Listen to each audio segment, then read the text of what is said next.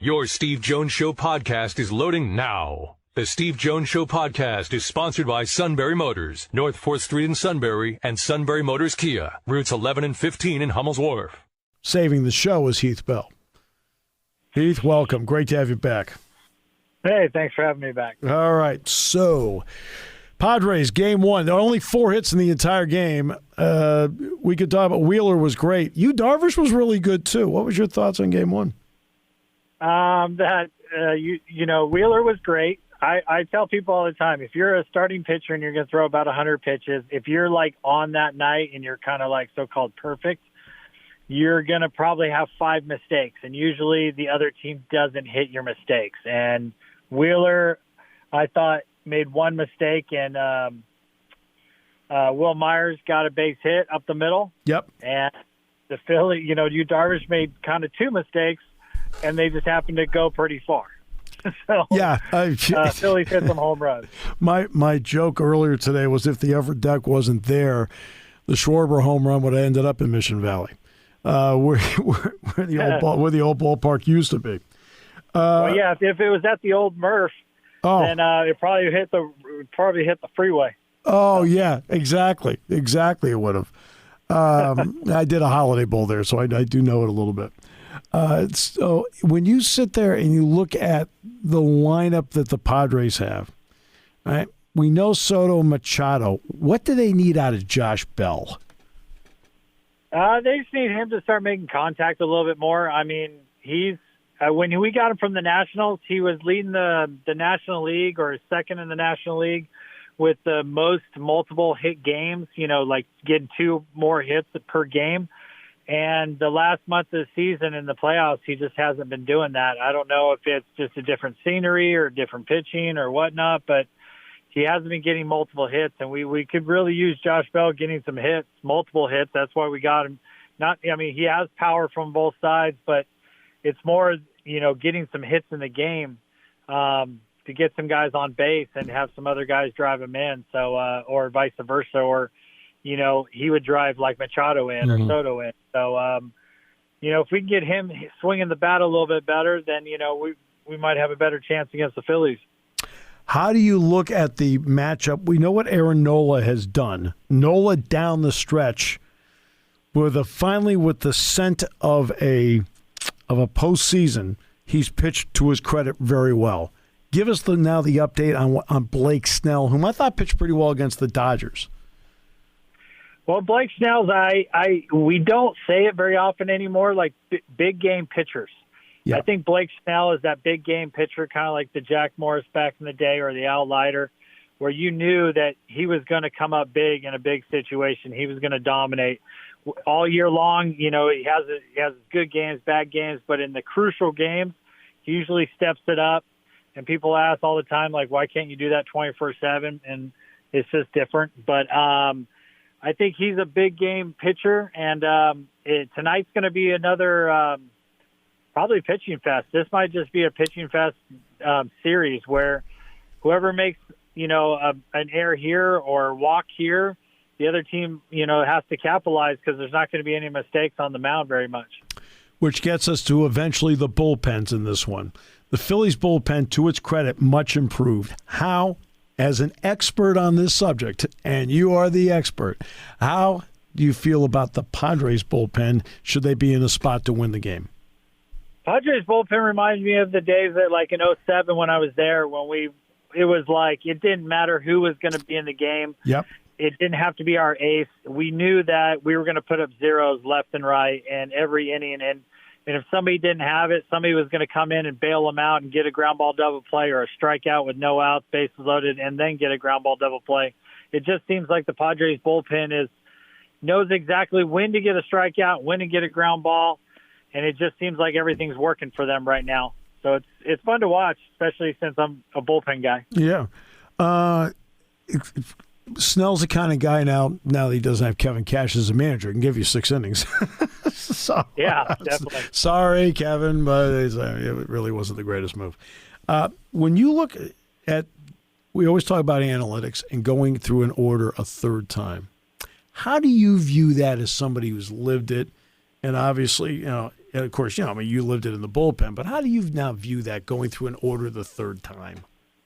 So it varies from game to game because here's the thing, Cash pulled Snell out of the game, and I think it cost him the World Series because he was on that day. Yes. Nobody was going to hit him that day, but you have some games sometimes that, the first time through a lineup, you say, okay, and the second time, like, okay, they're starting to hit him, but he's still getting guys out. But you see it's like he's starting to get hit a little bit. They're not being fooled, where the third time they're probably not going to be fooled. But then there's some games where the first two times the batters are just fooled, like they just are swinging and missing, and you just have no idea, or they're getting overpowered. And it doesn't matter the third time through the lineup because the hitters are so frustrated the first two. But it's almost like some pitchers nowadays, it's like we're going to try to I'm only going to throw you one or two pitches the first time through the lineup. And then the next time the lineup, I'm going to throw you all my pitches. And then that third time through the lineup, you don't have any extra things for him. So the hitter has seen every pitch. But there's some days like, look at Wheeler last night.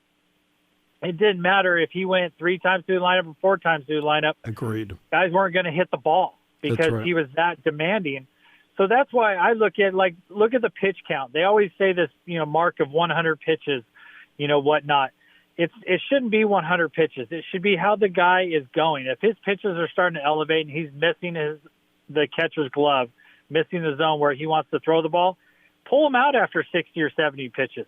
It's okay because there's going to be some games that you probably go 110, 120 pitches, but then there's some games that you just don't have it that day, and you're just trying to get 4 or 5 innings out of you and just to say, okay, great, I only gave up 1 run, let's go. 1975 World Series Game 4, Cincinnati. Louis Tiant threw 161 pitches. Oh, and by the way, was the winning pitcher.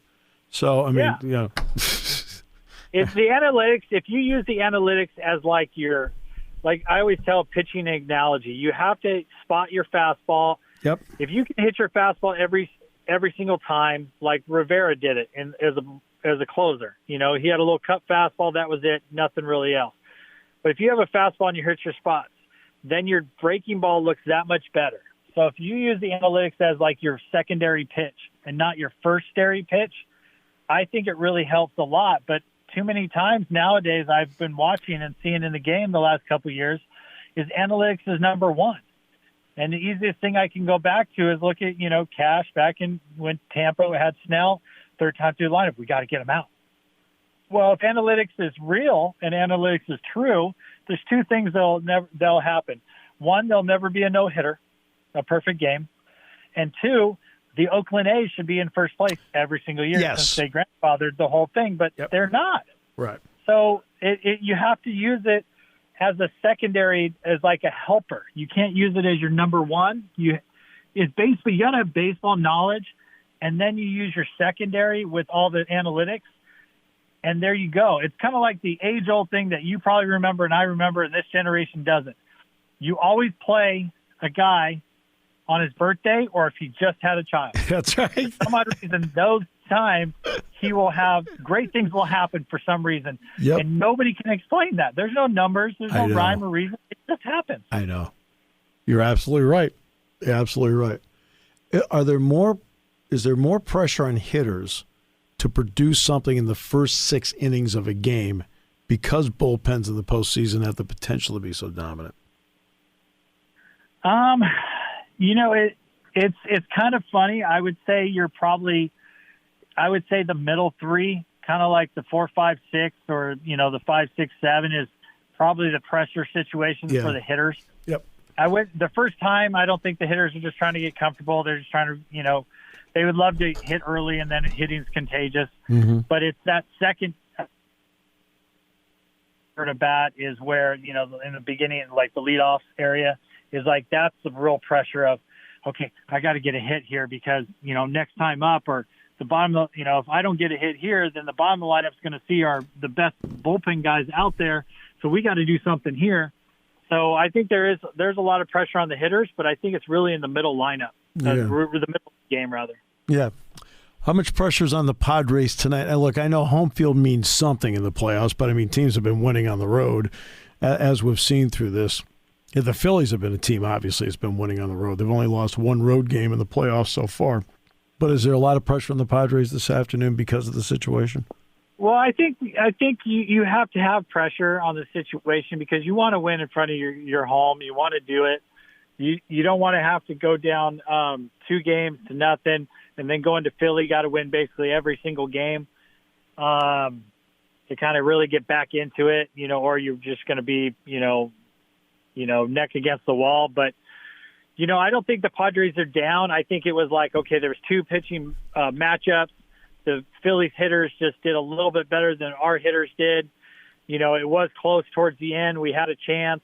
We just didn't get a big hit towards the end of the game in the 9th inning. Yeah. But I think these 2 teams really match up, and I'm loving and watching how, the 2 wild card teams, the 2 teams that kind of got into the playoffs are beating everybody.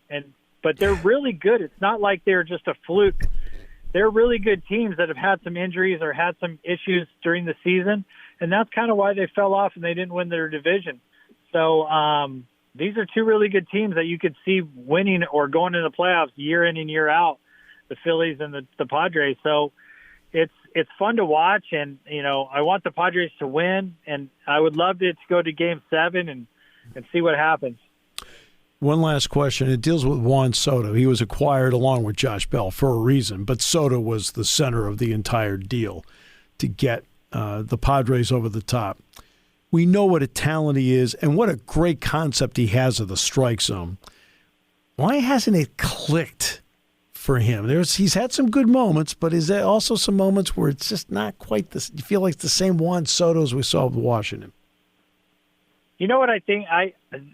My only take on it is, in Washington this year, he didn't really want to be there, so he just decided and he didn't have a whole lot of protection besides Bell, and Bell kind of raised his game this year.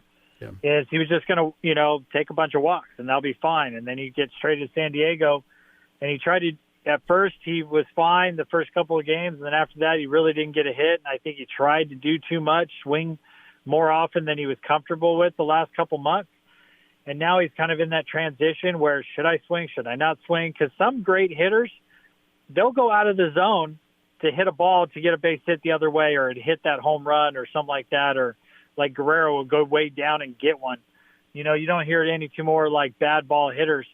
But I just think he's been so patient this year and last year with Washington that's kind of hard to change a little bit. Yeah. And I think maybe he's trying a little too much.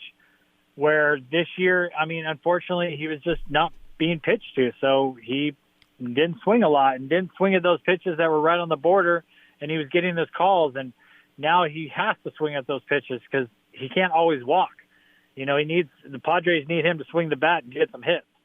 So it's just one of those times. Like sometimes, Bryce Harper is just tearing it up and having an all-star year, and then there's some times that has more power than others. He's hitting for average this year and hitting for power another year, and it's kind of a rhythm thing. So, and I just think he was in a rhythm of walking, and we kind of need him to get some hits. So he's trying to do the best of both. Well, you're a hit with the audience, so I appreciate the time you gave us very much today, Heath. Enjoy it today. Thanks, and have a good one.